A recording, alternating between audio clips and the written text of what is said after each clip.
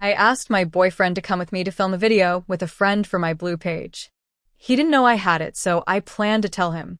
But I ended up kissing my friend. Worst of all, he came back and said, "That take failed. Let's start over." I barely saw him on the screen. I knew something was wrong from the silence. Javier was holding the camera as if it suddenly weighed a ton, and my heart was pounding in my throat with a weird mix of shame and excitement. What an unbearable critic, he uttered the phrase as if judging a trailer. He said the take went wrong, and we should start over. I wasn't ready to accept that my life had become a humiliating behind the scenes, so I need to tell you how we got to that disaster. I met Javier almost 2 years ago, and the first thing I liked about him was that he seemed like a functional adult. Not one of those who say they like technology and all they do is watch TikToks, but he really had lights, microphones, tripods, cables, and an obsession with everything looking clean. That gave me peace because I'm more of an improviser, and that's it. And he compensated for my chaos with his way of ordering the world. On our first dates, he'd get excited talking about cameras as if they were pets, and I'd look at him tenderly because he was the type of nerd who felt confident in what he knew. Plus, he was detail-oriented, one of those who fix your phone's brightness and tell you that your face looks better that way, which is actually an elegant way of saying they're taking care of you. In my head, Javier was the type of boyfriend who improves your life without you asking. Over time, our dynamic became quite predictable. But in a good way, he was the king of quiet plans, of dining at home, of watching series and criticizing the script as if he worked in Hollywood, and I was the one who pulled him out of his cave a little. I liked feeling that I brought a spark to his life and that he brought structure to mine, as if we were a balanced team. Sometimes it irritated me that everything for him was quality, sound, framing, settings, but I interpreted it as him being a perfectionist because he cared about things. He also had that way of wanting to help that seemed like control, but I saw it as protection. If I said, "Let's do this," he'd say, "Let's do it well." And I loved that he took me seriously. Kay entered my life from another side, and that's why I never saw the danger. Because I'm not looking for danger. Danger finds me. Kay was a friend of mine from before Javier, the type who's always involved in something creative, but with an attitude as if the world owed him applause. He thinks he's a director, actor, producer, screenwriter, critic, and judge all at once. And I put up with him because even though he's unbearable, he's useful. He has that ability to appear when you need something practical, but then he charges you with his ego. Typical of people who think they're talented. And it seemed normal to me because I've always had intense friends. It's not my fault. I had a personal matter that Javier didn't know about, and that was that I managed a Blue page. I saw it as a project, as extra income, and as a private thing that didn't have to affect my relationship because my relationship is my relationship. But the problem with private things is that one day they bite you. I had been accumulating pending content, and that week I absolutely needed to record something because I had promised new material, and I'm a person responsible with my commitments, even if people mock me. I started to feel that anxiety of, if I don't upload, my engagement goes down, and that's when my brain does what it does. It connects wrong dots and calls it strategy. I thought it was the perfect time to tell Javier because he loves cameras, loves recording, and he's always wanted me to dare to do more creative things. In my mind, it was an opportunity for us as a couple to unite his hobby with my project. That's being visionary. But obviously, I couldn't just come out and say, "Honey, I have a Blue page. Record me with someone else," because people exaggerate and don't understand art. So, I built an argument that seemed impeccable to me. I told him I needed to record an experimental short film about human passion, and that Kik was going to act with me because he's from theater. Which is technically true in the sense that Kiki acts in daily life all the time. I told him it was something artistic, that it needed a good camera, that I trusted him, and that he should accompany me as a cameraman, because nobody takes care of quality like him. Javier got serious, like when someone asks him for something important, and that gave me confidence. He asked me technical questions about lighting, about the space, about the sound, and I answered with the little I knew, improvising concepts, because sometimes you have to speak the other person's language. He seemed a bit surprised that I would do something like that, but I also noticed him excited, as if I was finally entering his world. On the day of the recording, I tried to keep everything normal, because if you act normal, everything is normal. I prepared the room, arranged the lights, and Javier was setting up the camera with that surgeon's calm, saying that the angle had to be such because otherwise it wouldn't look good. Kay arrived with a very strange energy, as if entering a professional set, and the first thing he did was look Javier up and down as if evaluating him. I thought that was part of his artist character, because Kay always thinks he's in a casting. Javier introduced himself politely, and Kay responded, as if being asked for the time. Without warmth. There I already felt the first mental beep, but I ignored it because I don't dramatize, I just solve. We started recording, and I concentrated on doing it well because if Javier was going to discover my blue page, at least he had to discover that I was professional. Kay got into character immediately, too quickly, and that made me nervous because I was trying to balance two realities at the same time. My boyfriend believing it was an artistic short film, and my friend knowing the full truth. I was trying to make everything feel cinematic, as if the word experimental was a magic shield. Javier gave technical directions about the light, about the focus, and I nodded like a committed actress. And Kay, instead of helping, started with his frustrated director comments, as if I were an object that had to function. I felt like he was humiliating me, but I couldn't react as I normally would because Javier was there and wouldn't understand why it affected me so much. At one point, Kay suddenly stopped, moved away a bit, and looked directly at the camera with a look of contempt. He did it so deliberately that it gave me chills because it was as if instead of talking to Javier, he was talking to me through him. He said cut, with ridiculous confidence, as if Javier worked for him. And then he said that phrase that marked me. He said the take was terrible, that I wasn't conveying anything, and that we had to start over. It wasn't a suggestion, it was a judgment. And there I saw Javier lower the camera, a bit indignant at the tone. Because Javier might be a perfectionist, but he's not someone who lets himself be treated like an employee of a friend of mine.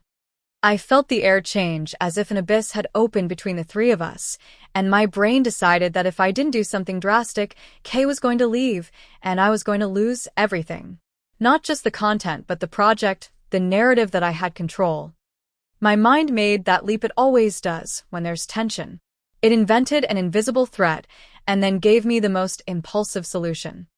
I thought Kay wasn't satisfied because there wasn't enough intensity and that the only way for him to stop talking to me as if I were furniture was to show him that I could transmit.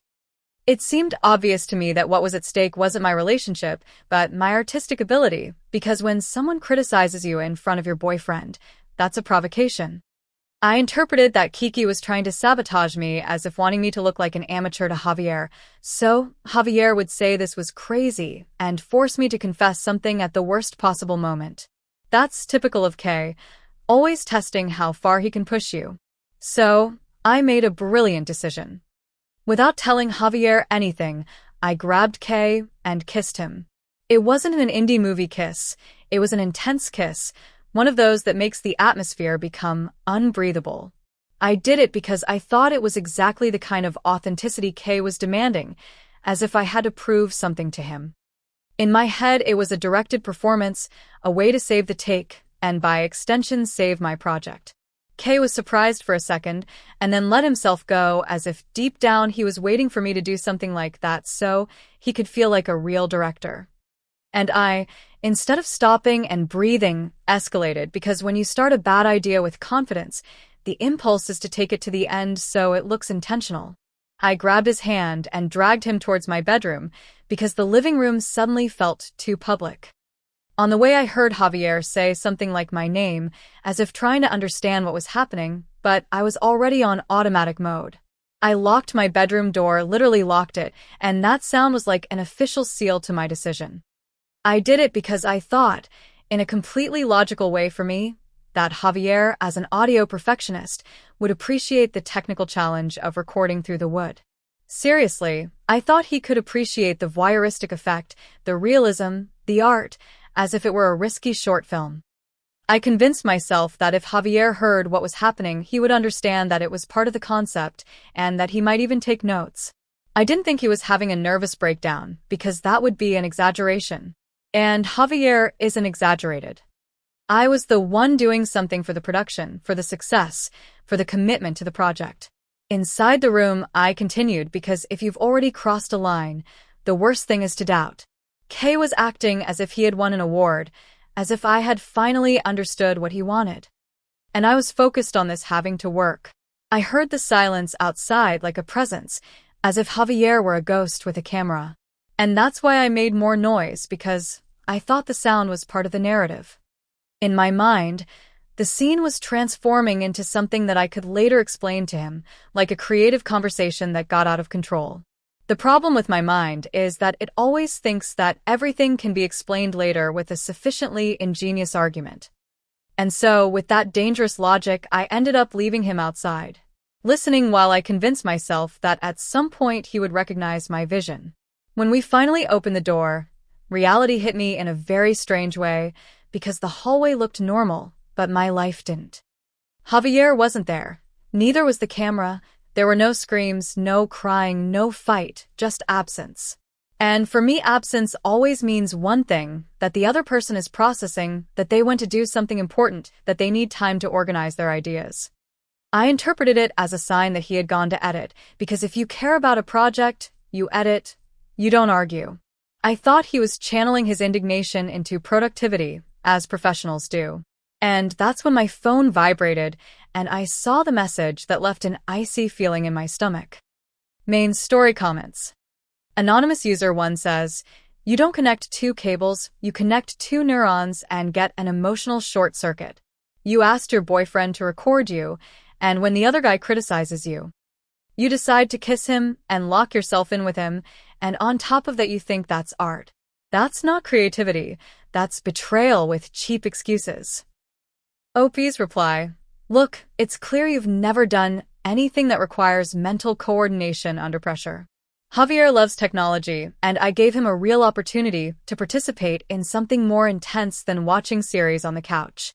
And Kay wasn't going to humiliate me in front of him, because that dynamic is toxic and I don't tolerate disrespect. If you think a kiss defines an entire context, the problem is you live in black and white and don't understand human intensity. Anonymous user I says, "The best part is you left him outside listening and made up that he was taking notes. That's movie material, but horror. I hope Javier ran away to never cross paths with you again, because you don't need a cameraman, you need a reality manual." OP's reply, "How dramatic, really. You talk as if I had committed a crime, when what happened was an artistic escalation that got out of control because of an arrogant actor. Besides, Javier is an adult. If he felt uncomfortable, he could have knocked on the door. He could have talked. He could have acted maturely. But no, he preferred to disappear as if that were healthy communication. If anyone needs a manual, it's the people who believe that fleeing and punishing with silence is normal." Update 1. 2 days have passed since the last update, and I still don't understand why people get so theatrical when a situation gets complex. The moment I saw Javier's message saying he never wanted to see me again, and that I was sick, the first thing I did was take a deep breath and analyze it like a rational person. Sick didn't sound like an insult. It sounded like frustrated director jargon, like when they say someone is too deep into character, and that's why they intimidate. I know how Javier talks when he's in technical mode. He becomes dry, blunt, as if grading a corrupt file. So I assumed what was happening was a clash of creative egos, not a real breakup. No one breaks up a relationship over a recording. That would be ridiculous. And Javier isn't ridiculous. I also thought he was overwhelmed because he had just discovered a part of me that I hadn't explained to him with the proper context. And then my brain did what it does. It decided the solution was to physically bring him the context, as if context were an object to be delivered. It occurred to me that if I arrived with a pizza, with a calm attitude and the material on a USB, he would understand that everything was professional, because the problem, according to me, wasn't what happened, but how it looked from the outside. If Javier saw that there was organization, that there was a file, that there was planning, his perfectionist mode would activate instead of his emotional mode. People always calm down when they see structure, or at least that's how it should work. So the next day I got ready, as if I were going to an important meeting. I dressed up without exaggerating because I didn't want it to look like I was trying to seduce him, although I wasn't going to go as an emotional beggar either.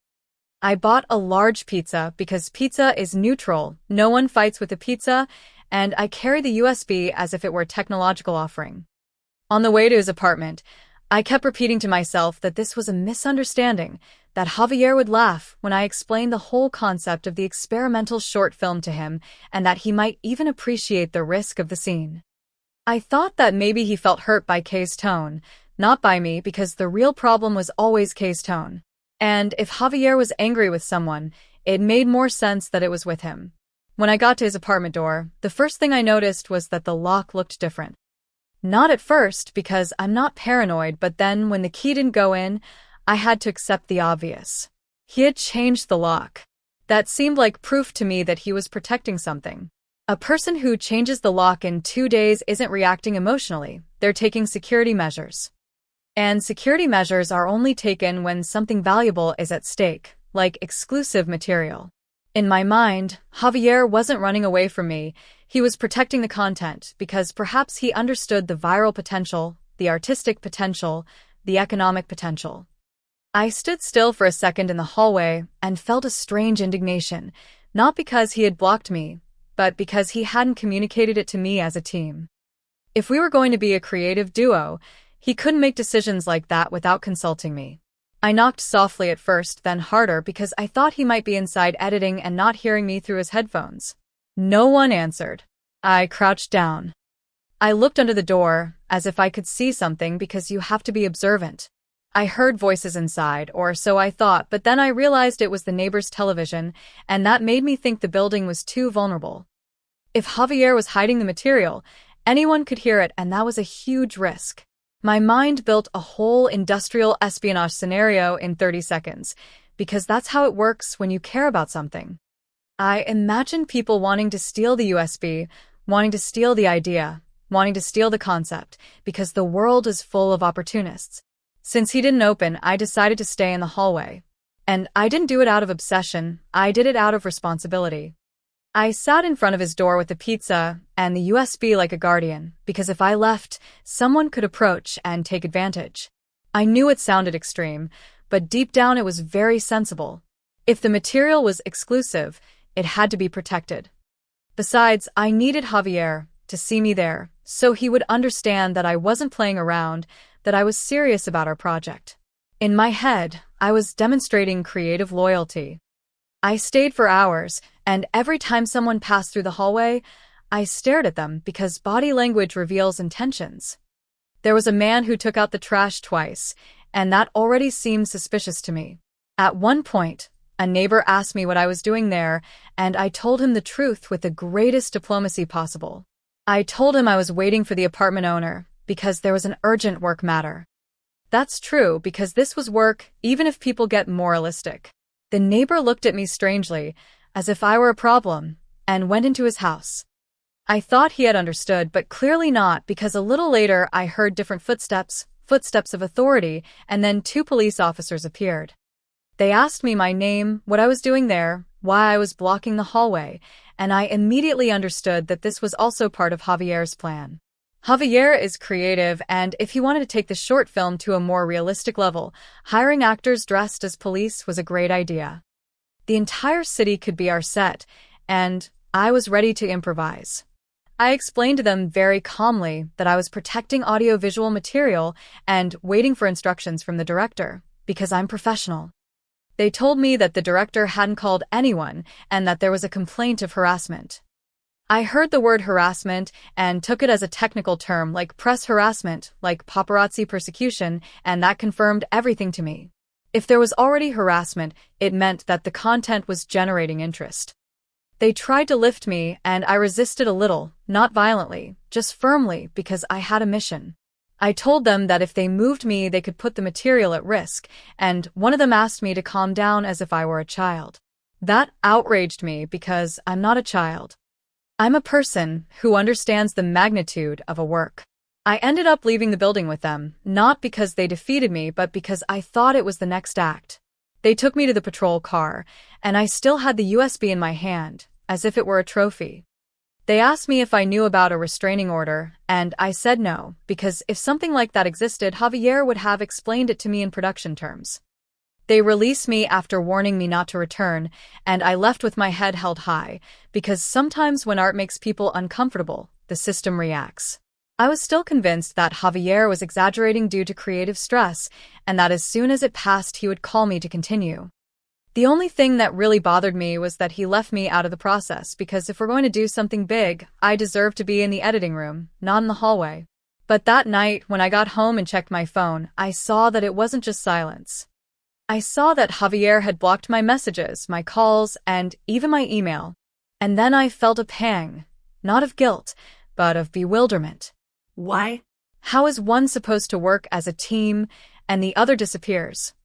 I went to bed thinking that the next day everything would clear up, that someone would explain the full script to me, that Javier would give me instructions because this couldn't end like this, and if he thought he could punish me with distance. He was underestimating my ability to insist when something is important. Update comments. Anonymous user 1 says, he didn't change the lock for security, he changed the lock so you wouldn't come in like a tornado. And camping in the hallway with a USB as if you were a Netflix bodyguard is psychiatry, not cinema. Opie's reply, oh, please, how easy it is to mock when you've never had a project that depends on you. If Javier was so traumatized, the normal thing would be to talk, not make an espionage movie by secretly changing locks. I only tried to bring him the material and the context, because I'm one of those who solve things.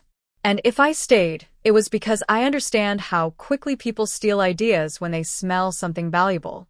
But of course, you think everything is simple because you live in mediocrity. Anonymous user 2 says, the police removed you, and you still think they were actors. Reality is screaming at you, and you ask for subtitles. Javier isn't editing you, he's deleting you, and with good reason. OP's reply, how dramatic with your need to see villains and victims. If the police appeared, it was because someone put their hand where they shouldn't have. And that says more about the environment than about me. Besides, if Javier really wanted me out of his life, he'd have the courage to tell me to my face instead of doing digital blocking like a teenager. But it's more comfortable to make me look crazy, so he doesn't have to admit that he also participated in this by agreeing to record. They're not going to make me the only one responsible just because you love morbidity. Update 2. 2 weeks have passed since the last update, and I still think the biggest problem with all of this wasn't what happened that night, but the absurd way people choose to interpret things when they get scared. After the police took me out of the building, I returned home with the feeling that a kind of phase 2 of the project had been activated, like when an idea no longer stays domestic and becomes a phenomenon. My head organized it that way because it was the only thing that made sense. If Javier was so determined to cut off my access, then clearly there was something to protect. And if there was something to protect, there was something worthwhile. I tried to write to him everywhere, even from an old forgotten account I had, and I realized that he not only blocked me, but dedicated himself to blocking every avenue as if I were a computer virus. That's not pain, that's logistics. And logistics speaks to me in a very clear language. In those days, I also started to notice that Kay became strange, stranger than normal. He left loose messages, responded late, and every time I mentioned Javier, he went into evasive mode, as if he didn't want to talk about the subject. That activated something in me, because Kay is not one to shut up. Kay is one to give his opinion on everything, especially on what doesn't concern him. So if he was quiet, it was because he was hiding something. My brain doesn't invent paranoia for fun. It builds it when there are patterns. And the pattern was too obvious. The actor who pushed me to increase the intensity, the boyfriend who disappeared. The total blockage and Kay acting as if nothing happened. For me, it was impossible that there wasn't coordination. One day reviewing stories and posts, I saw a blurry photo in a background that I recognized by pure visual intuition, a specific bar where Javier and I had gone once, a place with warm lights and uncomfortable tables, where he explained the difference between a condenser and a dynamic microphone, as if that were sexy. The photo said nothing explicit, just a glass, a hand, and a label, but I recognized the energy, and when I saw that the person who uploaded that story was an acquaintance of Kay, my mind clicked. Because of course, it wasn't going to be a direct photo, it was going to be a leak, as those who think they're smart do. I immediately understood that Javier and Kay had met there, and that meeting couldn't be innocent, because since when do my boyfriend and my co-star become friends out of nowhere? That's not a coincidence, that's a creative conspiracy. I spent an entire night analyzing possibilities as if I were an investigator, but with more heart. The most logical conclusion was that Kay, feeling guilty about the night of the recording, had sought out Javier to fix things, but not for me, but to keep control. And the worst part is that suddenly everything looked very clear. Kiki had criticized my performance to provoke me, pushed me to intensify, made Javier see me as a monster, and then went to offer him an alternative, as if saying he could do his own project. Without me, with Javier as cameraman. It was a robbery, but an emotional and professional robbery. And my blood boils when someone tries to claim success that I built with my body and my effort, even if people find it hard to understand. I decided I had to go to the bar and see them with my own eyes, but I also knew that the world is cruel to women when they defend themselves. If I arrived as Luli, people would say I was obsessed, hysterical, a stalker. So, I did the most sensible thing. I disguised myself not as a clown, but as someone who protects their identity from paparazzi. Because if this was already escalating, I couldn't give them free material. I bought a wig that wasn't ridiculous, but different enough. I put on big glasses and even changed my makeup, so no one could say it was obvious it was me. And I did it with the conviction that I was acting like a professional who takes care of her image, not like a crazy person, because there's a huge difference. I entered the bar with a plan: observe first, confirm later, and confront with precision. I sat in a corner and ordered a drink that wouldn't give me away, because I'm strategic. At first I didn't see them and thought maybe they had moved, but then I heard that laugh. Javier's laugh is very particular, because Javier doesn't laugh loudly. He laughs as if he's surprised that something makes him laugh. And there I saw them. Javier was sitting opposite Kay, and Kay was making exaggerated gestures as if telling a great anecdote. They both had beers as if they were lifelong friends, as if my life hadn't exploded between them. And what I felt wasn't sadness, it was pure indignation, because how dared they meet so calmly? While I was dealing with blocks and police and humiliations, I waited exactly 30 more seconds just to confirm the scene, and then I got up. I walked towards them with the elegance of someone who comes to reclaim what's theirs.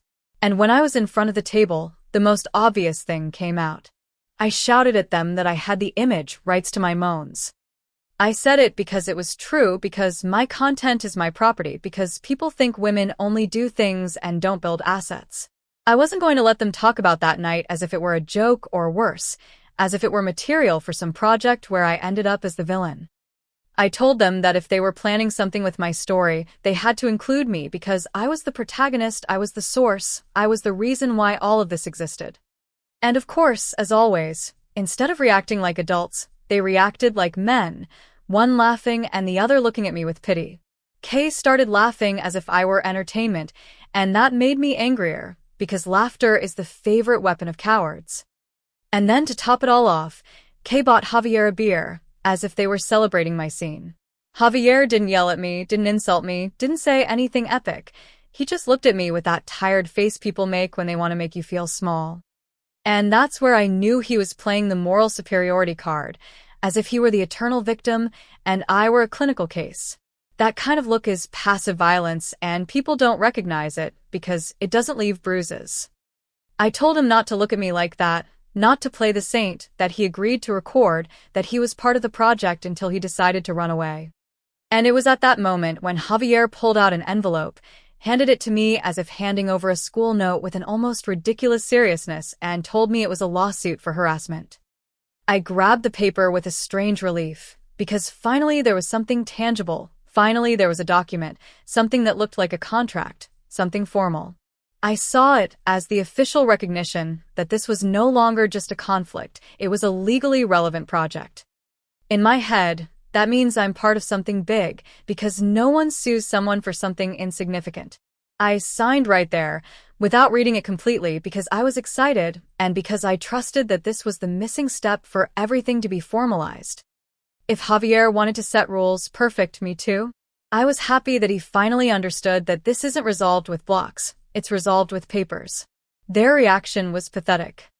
Javier opened his eyes as if I had done something unforgivable and choked with laughter, but that laughter was no longer of amusement, it was of nerves. I stayed a few more seconds waiting for them to explain the next step, waiting for someone to say something like, "We'll call you later." But instead, the entire bar stared at me as if I were a show. And then I understood that maybe public confrontation wasn't the ideal place, because people are gossipy and don't know how to respect processes. I left the bar with a signed paper in my hand as if it were a pass to the sequel, and on the way I even felt proud because I didn't stay silent. I defended my rights. The next day, when I showed the document to a friend who works in a notary's office, her face changed immediately. She told me that wasn't a contract, that was a legal notification that there was a hearing, that if I approached Javier again, I could get into serious trouble. I laughed because my friend always dramatizes, and also people read with a fear mentality. I told her she was exaggerating, that Javier wasn't going to get me into trouble because he isn't that kind of person. But when I reviewed the document more calmly, I started to see words that don't look like sequel, they look like restriction. And even so, my brain chose the least humiliating interpretation. I thought Javier was using the system as a creative tool, as a gesture of, look how far we can take this. It couldn't be that he really wanted to erase me. The worst came a few days later, when I received a formal email from a lawyer saying I had to cease contact, and that if I didn't comply there would be consequences. That word consequences sounded like a threat, and I was outraged. Why? How dare they talk about consequences to me? As if I were the only one who acted. No one mentioned the humiliation I received. Kay's criticism, Javier's abandonment, the police, the blocking, nothing. Everything came down to me, as if I had decided alone. And then my head went into full defense mode because if they were going to paint a narrative, I could too. I locked myself in that night thinking about what evidence I had, what messages, what things could prove that I wasn't the villain. And for the first time, I felt that the next step was no longer creative. It was dangerous, because when men get together and become best friends, suddenly everyone takes their side. And so that fortnight ended with a paper that supposedly was going to give me access to the sequel, turned into a real legal threat, and with the feeling that Javier and Kik were building a story, where I ended up as the joke. I went to sleep with anger in my chest, and with the certainty that if I didn't take control soon, they would erase me completely. And that idea of being erased from my own story began to obsess me. Update 2 comments. Anonymous user 1 says, "You disguised yourself to yell that you have the rights to your moans in a bar.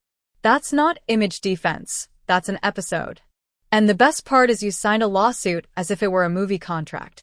Not even in comedy." OP's reply, "How convenient that everything is an episode when it's a woman claiming what belongs to her. If I don't protect myself, they call me naive. If I protect myself, they call me crazy. I went because there was a meeting behind my back, and because Kay was clearly manipulating the narrative. And you minimize it because you find it funny.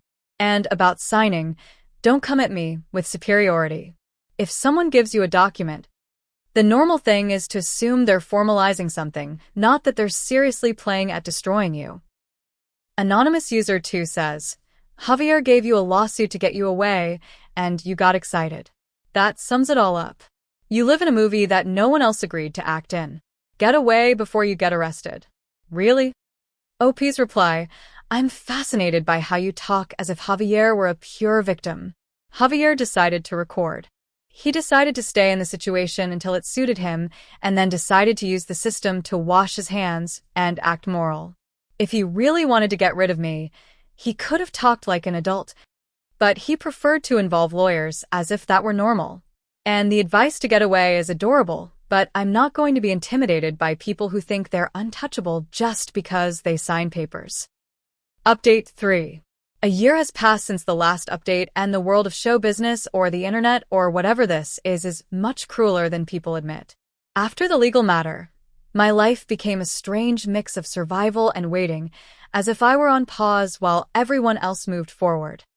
I tried to focus on my Blue page because in the end that was my income and my project, but the truth is that something broke in me with Javier, not out of love, but out of injustice.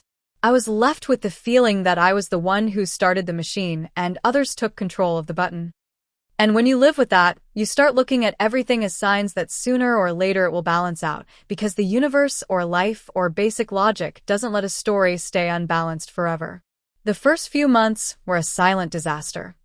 I had to pay rent, I had to work, I had to keep producing content, but I also had to deal with the stress of the restraining order, which turned out to be real, although I find it hard to believe that someone would go to that extreme over a situation.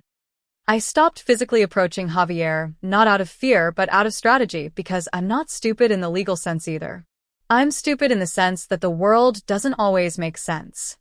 I started consulting lawyers, but not normal lawyers, but entertainment lawyers, because I was still convinced that the right thing to do was to treat this as a conflict of image and rights.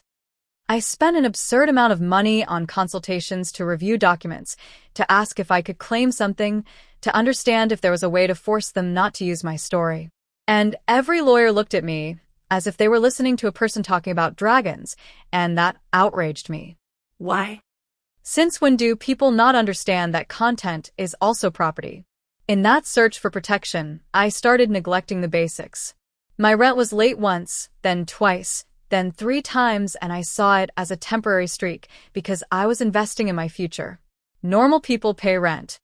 Visionary people invest in protecting their brand.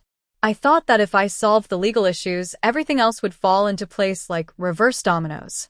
Besides, my Blue page started to suffer because I was more tense, more distracted, less consistent, and the algorithm doesn't forgive anyone.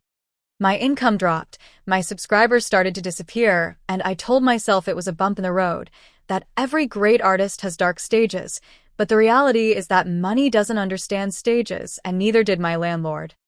After 6 months, I lost my apartment, not because I could never pay, but because I had to prioritize, and I prioritized what was important. I moved to a shared room, one of those places where you hear your neighbor's life, as if it were your own life. And it was humiliating, yes, but I also interpreted it as a phase of reinvention. Great artists move to small rooms before shining again. That's almost a rule. I started telling myself it was temporary, that it was the price of being at the center of an intense story. And although people might find it sad, I saw it as preparation for the big return. It was during that time that I found out the worst, and the worst wasn't that Javier continued with his life, but with whom he continued it. One day a recommendation appeared on my social media, a Twitch channel with Javier's face and Kay's face together, smiling as if they were a comedy duo. At first I thought it was a montage or a coincidence or a strange collaboration, but no. I entered and saw that they had a successful channel, that they reacted to videos, that they laughed, that they had a community. And the most disgusting thing was to see them laugh with that complicity of best friends, as if they had built something thanks to that night. I kept watching with a mix of anger and fascination, because it was like seeing my story turned into entertainment without me. Over time, I started to notice a pattern in their content. Sometimes they reacted to videos of crazy people, of intense exes, of ridiculous situations in public spaces, and I felt like they were mentioning me without mentioning me. There was a way Javier raised his eyebrows when something reminded him of something, and Kay would make comments like, "Some people live in a movie." And I felt a strange pride. Because yes, they were talking about me. Not directly, because that would be risky, but enough for me to know that I'm still in their heads. And people can say that's sad, but I saw it as a secret connection, like a code, like the way 2 people who can't talk communicate through art. It's ridiculous that I have to explain it, but it's obvious to anyone who understands dynamics. I became a religious viewer of their streams, not because I was obsessed, but because it was market research. I needed to understand how they were using the tone, how they managed the audience, how they converted chaos into content, because in the end that's what I also did. I started paying attention to the schedules, to their recurring jokes, to the chat's reactions. I realized that people loved them because they felt authentic, because they mocked the absurdity of life. And I thought with an almost painful clarity that the missing piece was me, because if they could do a show reacting to crazy things, imagine if they had the real protagonist. That would be gold, that would be the next level, that would be the real sequel. I tried to rebuild myself. I resumed my Blue Page with more discipline. I tried to make content without relying on third parties. I tried to recover income, but the reality is that stigma and tiredness weigh heavily. Sometimes I recorded myself and thought about Javier, not in a romantic way, but in a technical way, as if asking myself what he would say about the light, the framing, the quality. And that infuriated me because it was as if he still had control over my mind, but it also motivated me because I didn't want him to think I was a lost cause. I wanted him to find me ready when they finally called me, because yes, I'm still convinced they're going to call me. Recently, in a stream, Kay reacted to a video of a girl who camped in a hallway for her ex, and Javier laughed so hard he covered his face. And at that moment I felt a warmth in my chest, because that's not indifference, that's emotion, that's living history. And I know the chat laughs and I know they laugh, but laughter can also be nostalgia, it can be unresolved tension. I kept looking at the screen with a smile because I understood that even if they try to erase me, I'm part of their success. And if one day they decide to make bigger content, a documentary, an interview, a story with a real version, they'll have to come to me, not for love, not for guilt, but out of necessity, and I'll be there. The problem is that while I wait for that moment, my life is suspended in a shared room with a restraining order that is technically still in effect, with a somewhat damaged reputation, and with an audience that doesn't know the full truth. And the worst part is that although I tell myself this is strategy, there are days when I'm afraid that they really have moved on without me, that their channel grows so much that it no longer needs my story, that I end up being just a recurring joke. This possibility tears me apart inside, because I didn't do all this to end up as someone else's anecdote. And lately I feel a new threat, a more humiliating one, that my own audience starts comparing me to them, that people say they did it better, that they turned my chaos into comedy, and I only got the ruins. And that idea, that injustice is pushing me to think about doing something drastic again, because I wasn't born to be replaced in my own story. Update, 3 comments. Anonymous User 1 says, they have a successful Twitch reacting to crazy people, and you see it as a secret connection. No, Luli, you're the joke. And the saddest part is you applaud while you sink into a shared room. Opie's reply, what a cruel way to talk about someone who literally was part of the origin of everything. If they make content with chaos, it's because chaos exists, and I'm not going to pretend that I didn't contribute a powerful story. Besides, them looking at me and laughing doesn't mean they're humiliating me. It means there's something there, something they couldn't let go of. You think everything is linear and basic, but human dynamics are more complex than your need to label. Anonymous User 2 says, you lost your apartment to pay entertainment lawyers to fight a restraining order, and you still think they're going to call you for a sequel. You're not a protagonist, you're a warning. I hope Javier never sees you again. Really? Opie's reply, of course, because according to you the sensible thing was to stay quiet, accept the narrative, and let them destroy me without defending myself. I prefer to lose an apartment than to lose my dignity and my rights. Even if you find it funny. And I hope Javier never sees you again is exactly the kind of phrase people say when someone is still affected, because indifference isn't announced, it's lived. If one day he decides to face what happened without hiding behind papers and streams, he'll have to recognize that I wasn't the problem, I was the catalyst.